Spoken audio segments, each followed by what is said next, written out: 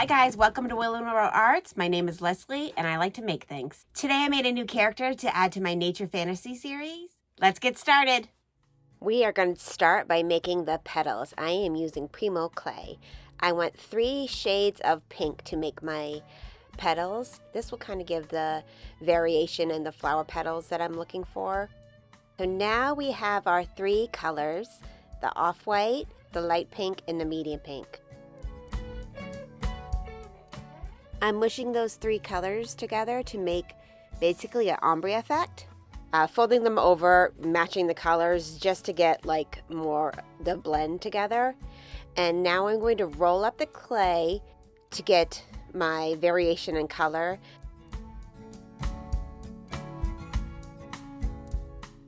We are going to separate it into pieces so I each get that kind of the ombre effect for each petal. I continue this process multiple times just to get the blend I want.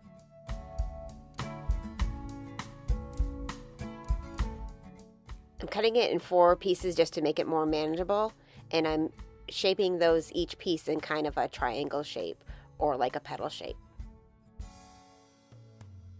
Now I'm going to cut little slices of triangle, then put those little mini triangles again through my pasta maker to flatten them out and give them the appearance of a petal. Here I go. There's my little woodland fairy sprite in the background there. I was thinking at first I wanted them to be like similar in size. This changes because I kind of just like let the clay speak to me, so it never ends up being exactly what I planned in the beginning. As you'll see my flower picture in the background, that was my initial idea for my flower fairy. She turns out totally different, but that's what happens when I work with clay. I made my little tinfoil ball. This is basically to make your clay lighter, cooks faster. Also, it saves on clay, and it's to bulk things up. Here I am making the head shape, rolling it around. I added a toothpick just to make it easier to hold. Also gives a hole from when I'm attaching it to the body. Here I go adding some petals. I am getting the shape of how I want my flower head to look.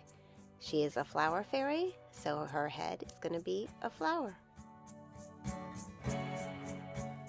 I start with making the flower bulb, and this is where my idea starts to make a turn. She kind of started out from the drawing, the concept she was going to be a tulip, but she turns into a rose. So here I go adding each petal. See how cool it looks with the different variation in the petals? Time to make the teeniest nose in the world. Don't know why she needs a nose, but she needs a nose. She's a flower fairy hybrid. That's why she needs a nose. So here's her teeny little nose. All right, we're gonna scoop that nose right up and attach it to her face. Blending it in as needed, shaping it a little bit. Now we're gonna work on her mouth. What kind of mouth does a rose fairy have? Let's figure out what we're gonna do here. This mouth and chin area was a little bit tricky because I could not decide what kind of mouth shape I wanted her to have. Setting her head aside, and now it's time to work on the armature for her body. To make the armature for her body and arms, I'm using a thick wire for the base and then multiple thin wires for her shoulders and arms. This gives me the option of making fingers or whatnot for the hands. In this case, I'm going to make her arms into leaves.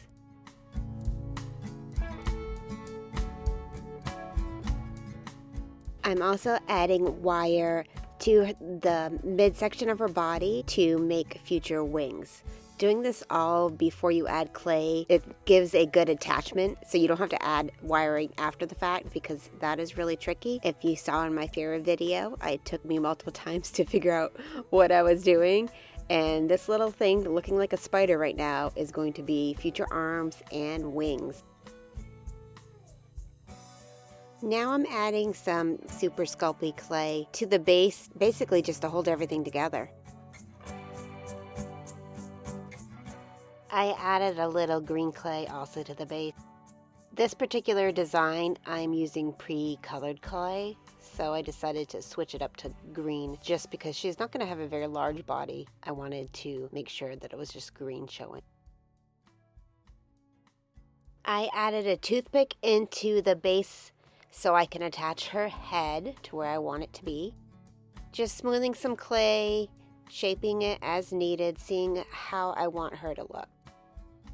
So here I'm making some leaves to add around her neck area, kind of like where the flower meets the stem on a rose.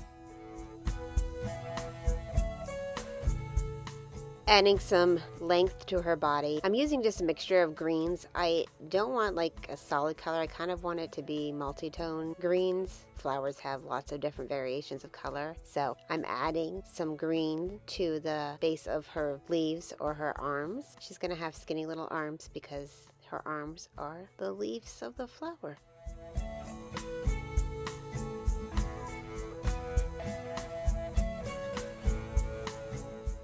Now here we see why those multiple wires were so important. I'm taking the wires and I'm stretching them out into the shape I want to make the leaves for her body. I don't need to add wire at this time. It's already there for me. I can cut off as much as I need. It makes for a great base. This is also a great way to make teeny little fingers and not worry about them breaking off. Or you can just make the fingers out of the wire and then put liquid Sculpey on it and then paint over that, which makes cool little fingers as well. I'm looping around the ends of the wire so I could add my leaves to this area. Gives it something to adhere to. I decided we're going to make a base for her. I cut out this base on my laser cutter. I want her to have a tall, thin frame. I'm making leaves out of a teardrop shape and then adding them to her arms. I'm adding clay adhesive or bacon bond. It helps the clay stick to different surfaces or clay that you've already baked.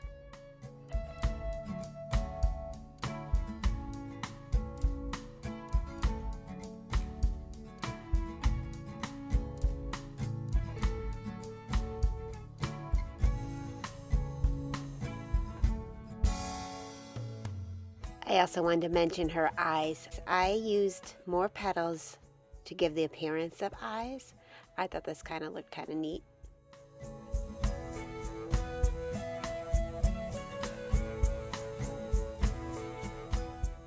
I'm working on her dress here, using multiple colors of green to give it some dimension to the stem.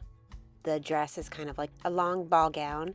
I'm using my ball stylus to give her dress or her stem some texture.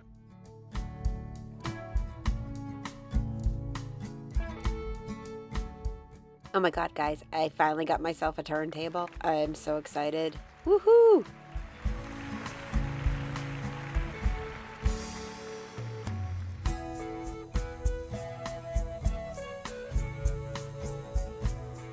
Right, finishing up texturizing her stem dress. I added the leaves of the other arm off camera. I didn't do this before because they were in the way of sculpting the dress.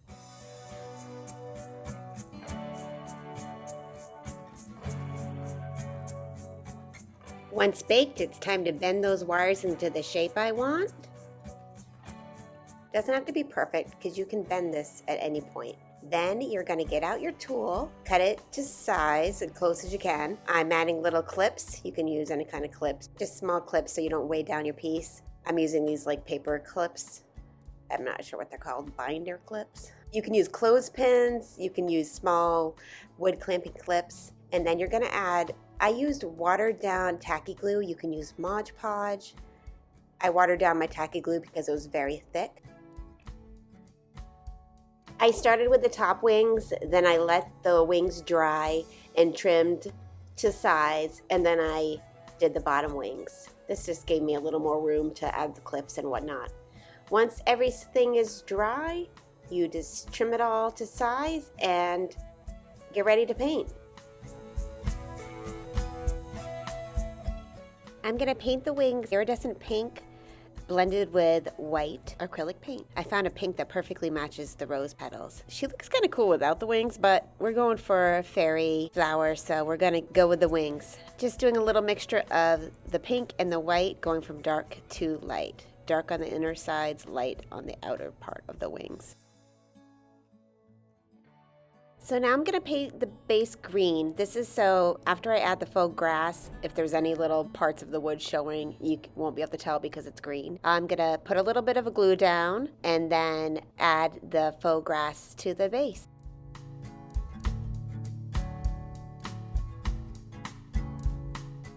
Check her out. I think she came out amazing. One of my favorite things about her is these wings that I made. They're totally bendable, so you can kind of position them in different ways.